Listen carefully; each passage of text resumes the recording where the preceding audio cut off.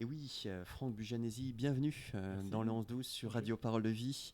Alors vous avez 48 ans, vous êtes malouin, vous êtes passionné d'ultra trail depuis plus de 20 ans. En fait, le sport vous intéresse depuis votre plus jeune âge. Oui, c'est ça. Alors bonjour à tous et à toutes. Ouais, j'ai toujours fait du sport. Je pense que c'est dans mes gènes. Et je pense qu'on ne peut pas vivre sans sport si on veut être bien dans sa peau. Ouais, c'est vos parents au départ qui vous ont un petit peu mis dans les activités sportives ou comment C'est ça s'est exactement passé? ça. En fait, on est une fratrie de 5 enfants. Donc on était 7 chez nous. Mon père était ouvrier, ma mère faisait le ménage. Donc il ne pouvait pas trop s'occuper de nous. On habitait à Découverte, donc pas loin d'ici. Et le but, c'était de nous faire dépenser pour que, entre guillemets, ils aient la paix le soir et que tout se passe bien. Ouais. Et donc vous avez commencé comment le sport? En fait, dans un club ou Alors, j'ai fait pratiquement tout un panel de sports, entre le judo, le foot, l'athlétisme. Et oui, donc j'ai commencé dans un club. Alors, là, on va parler d'ultra trail, donc c'est Ouais, plus athlétisme. Donc, ouais, j'ai fait 3 ans au Cercle Jules Ferry, d'accord. avec Jean Larnicole, personnage très très connu sur la région. Et ça met sur les rails, sans faire de jeu de mots, quelque part, Ouais, ce coaching ou cet environnement, cet univers, quoi. ouais, on est très porté sur la compète, ça c'est clair.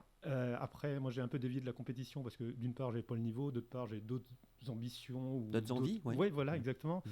Mais oui, quand on est dans un club plus petit, déjà on côtoie d'autres enfants, donc niveau social, c'est super. Ça ouvre, C'est ouais. exactement, Mm, ça ouvre des mm. portes et même un état d'esprit qu'on ne pourrait pas avoir si on ne faisait pas de ce sport. Après, il y a le côté sportif, donc ça nous emmène dans la compétition. Ça nous amène, oui, pour une vie future, parce que la vie, c'est une succession de compétitions. Donc, ouais, c'est très, très, très enrichissant.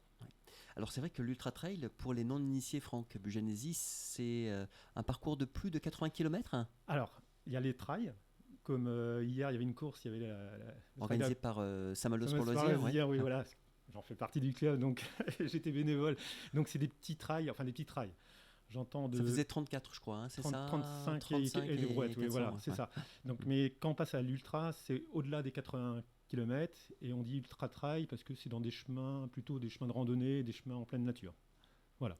Et alors, vous, particulièrement, cette activité-là, qu'est-ce qui vous a embarqué en fait dedans? C'est le challenge, c'est la longueur, c'est quoi, les paysages, c'est tout ça? Alors, j'ai commencé, moi, j'ai vécu 1 an à La Réunion et donc c'est la Mecque des ultra trail avec le Tour du Mont Blanc, avec l'UTMB. Et là-bas, donc, il y a la Diagonale des Fous. Ouais. C'est voilà, tout le monde veut la faire, tout le monde. Et donc, ayant vécu 1 an là-bas, les gens font du sport. Que ça soit la femme de sportive de 20 ans jusqu'à la femme qui a eu 5 enfants, ils se retrouvent tous les soirs sur le stade en train de tourner autour du stade et ça met une émulsion Ouais. super forte. Mhm. Donc avoir vécu là-bas pendant 1 an, avoir vu, côtoyer tous ces gens, donc ça m'a remis dans la compétition. Et avec en ligne de mire, ouais, faire la diagonale des fous, oui, bah, ça motive. Et du coup, courir ouais, à La Réunion, c'est vraiment le paradis. Donc c'est ça qui m'a lancé. Alors c'est vrai que votre premier, d'ailleurs, ultra trail, Franck, c'était en quelle année? En 2001. Ouais. Donc c'était la diagonale C'était des fous. Ouais, celle-ci, j'avais voilà, commencé par le. à la Réunion, Ouais, à la maison, pardon. si je puis dire, Ouais, à la à maison l'époque, peut-être pas parce à l'époque. que ouais, alors Ouais. je l'avais fait sans dossard parce que les dossards sont très prisés Ouais. déjà par les métros, donc les métropolitains donc qui débarquent et par les Réunionnais eux-mêmes. Donc j'ai pas réussi à avoir de dossard, donc je l'ai fait en tant qu'on appelle ça marron. Les marrons étant les anciens esclaves sur l'île. Et c'est très très dur parce que j'avais tout mon pactage, tout mon Ouais. ravitaillement sur le dos. Mais ouais, souvenir mémorable. Et qu'est-ce qu'il faut justement pour bien courir un ultra trail? J'imagine la motivation, l'entraînement, Alors, la condition? la condition, ouais, mais tout ça on l'acquiert Ouais. avec l'entraînement.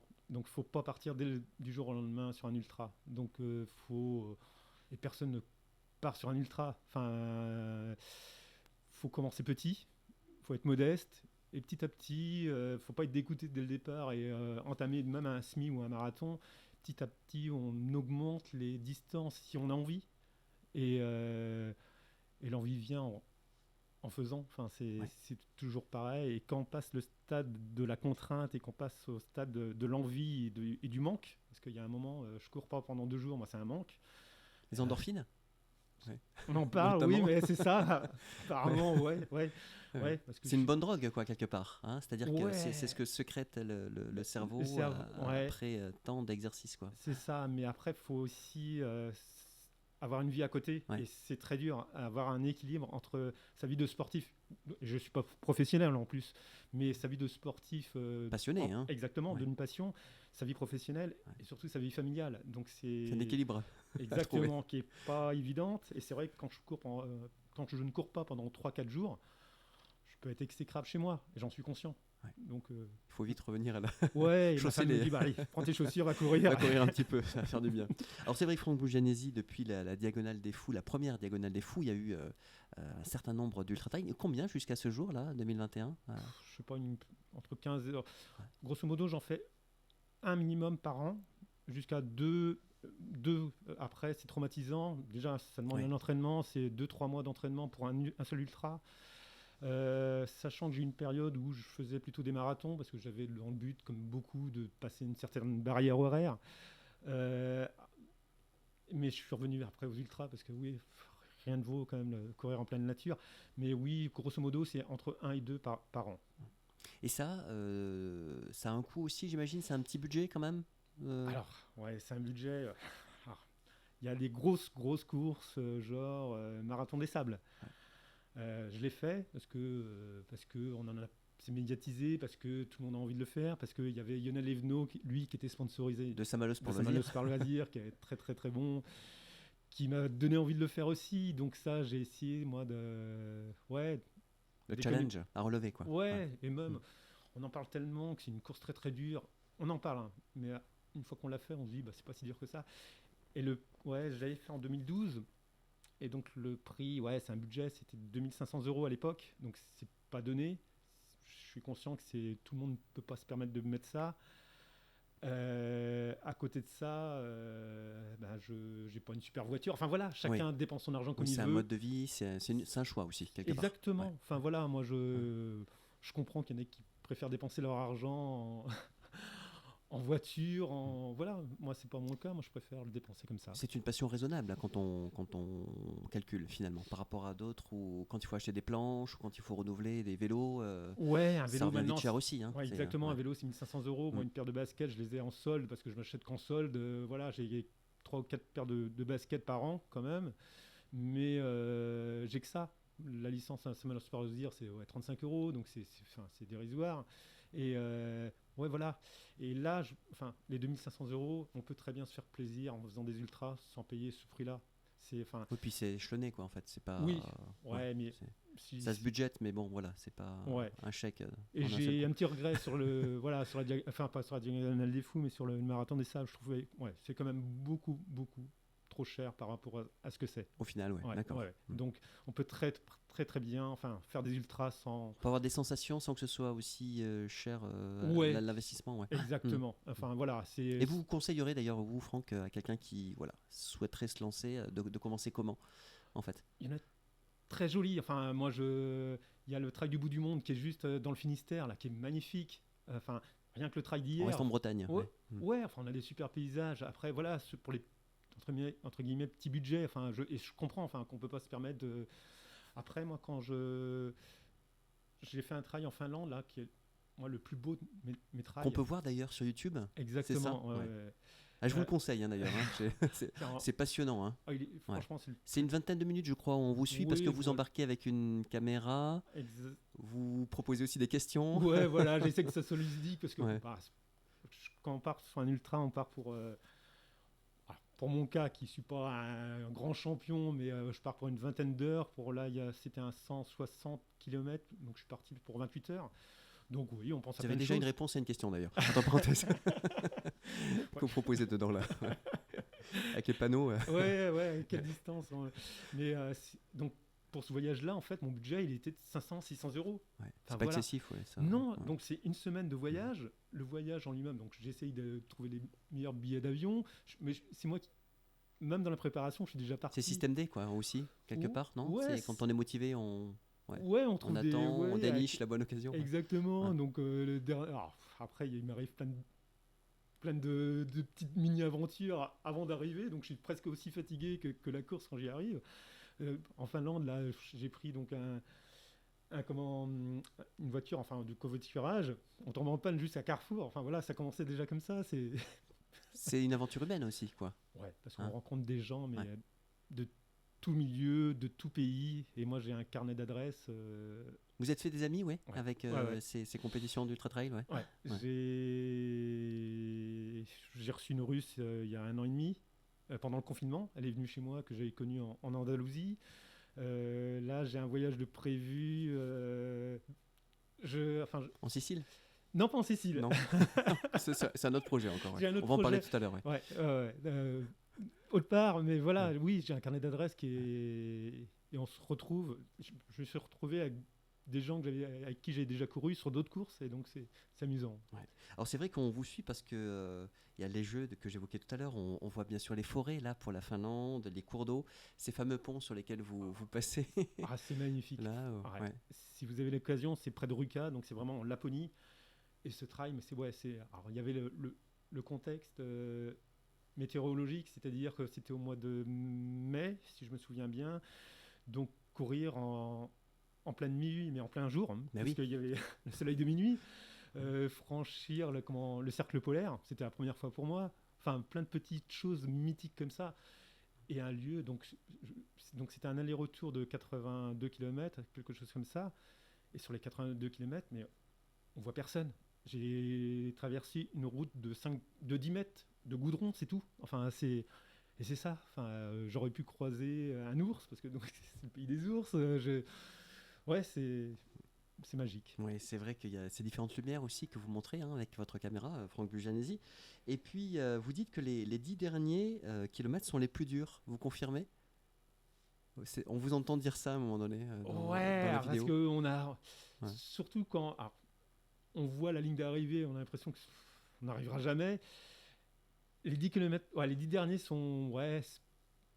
Après, il y a l'euphorie qui arrive. Et c'est là où il faut se méfier, c'est-à-dire qu'on devient euphorique et qu'on voit l'arrivée, donc on accélère. Et c'est là qu'on se prend une casquette. Et combien de fois je me suis pris des casquettes en langage courant, ouais, Ouais. c'est-à-dire un coup de fatigue et Ouais. plus de jambes. Parce qu'à un moment T, j'ai eu cette euphorie, ces fameuses endorphines Ouais. qui génèrent une énergie, mais sur un moment T. Et après, on a un coup de fatigue, mais ouais, j'en ai eu de nombreux. Et entre autres, ouais, à 10-15 bornes de l'arrivée, c'est souvent où moi j'ai un coup de relâchement. Alors heureusement, il y a les ravitaillements. On vous voit à un moment donné vous arrêter toujours dans cette vidéo en Finlande.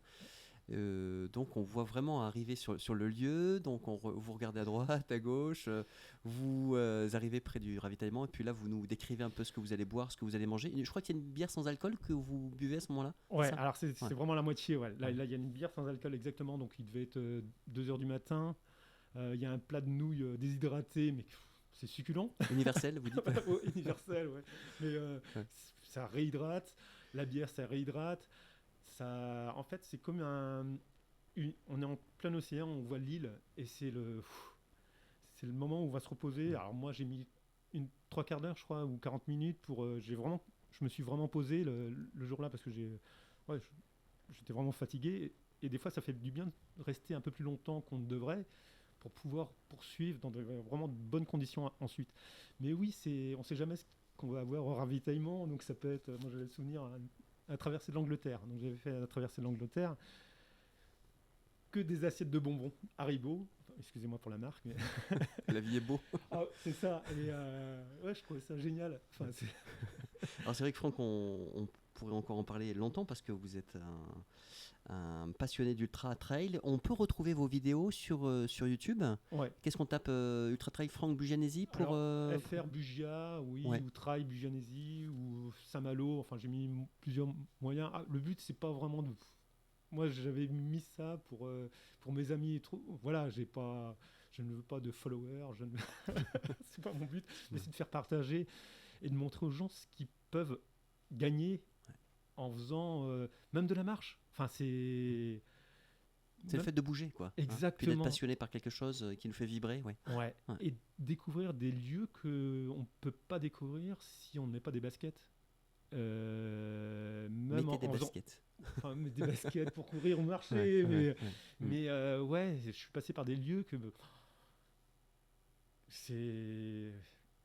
Enfin, Les moments pour pouvoir décrire, quoi. ouais, Hein. il manque les mots même, Ouais. tellement, ouais, c'est vraiment des moments et des phases d'euphorie ou D'émerveillement, quoi. d'émerveillement Ouais, devant ces paysages, ouais, ces qu'on ne peut atmosphères. pas connaître si on ne fait pas des projets comme ceci. Alors Ouais. moi, c'est les ultras, d'autres personnes se retrouveront dans des, je sais pas, du vélo ou du cyclotourisme, j'en sais rien, mais je pense que ouais, on peut mettre les mêmes mots sur des différents projets comme ça.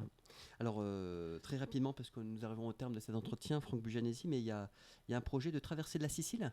Oui. Alors ça, je m'étais mis ça, pareil, pendant le confinement. C'est vrai que j'abandonne un peu, moi, tout ce qui est course. Parce que j'ai eu 2 courses d'annuler Avec le là, Covid, ouais. à cause du Covid. Un au Man, qui était vraiment un très beau trail, l'autre en Irlande, pareil. Donc ça rabat les cartes. Du coup, je vais m'organiser mes propres épreuves, si on veut, sans montre, sans rien, sans pression. Et donc, ouais, la traversée entre Palerme et Catane, en passant par l'Etna, donc soit mi-août, là, soit au printemps 2022. Eh bien, écoutez, on suivra tout cela avec grand intérêt. Franck Bujanesi, Merci vous viendrez beaucoup. peut-être nous en parler. En tous les cas, on vous souhaite une bonne continuation. Puis merci pour le partage autour de cette passion de l'ultra trail. Merci de m'avoir accueilli. C'est un plaisir. À bientôt. Au revoir. Au revoir.